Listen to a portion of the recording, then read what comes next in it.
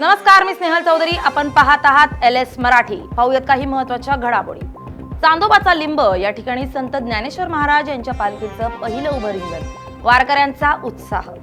बारामतीमधील काटेवाडीत तुकाराम महाराजांच्या पालखीला धोतरांच्या पायघड्या घालून स्वागत. ड्रोनचं दृश्य LS मराठीवर.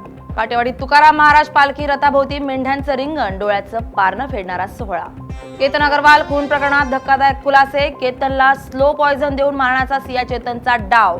पोलीस तपासात माहिती समोर. श्रीकृष्णांवर केलेल्या वक्तव्याचं उदय सामंतांकडून निषेध. धार्मिक वाद लावण्यासाठी विधान केलं, त्यांच्यावर कारवाईची मागणी. हिंगोलीत 8 दिवसांच्या विश्रांतीनंतर पावसाचं पुनरागमन. खरीप पिकांना मोठा दिलासा.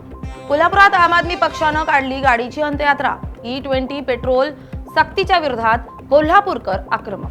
कोल्हापूरच्या जिल्हा परिषद शाळेत उंदरांचा सुळसुळाट. वसतिगृहातल्या 5 ते 6 विद्यार्थिनींना घेतला उंदरांनी चावा.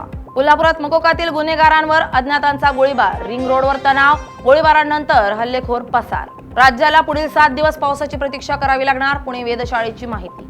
या होत्या काही महत्त्वाच्या घडामोडी. पाहत रहा LS मराठी, सत्याची नवी दिशा.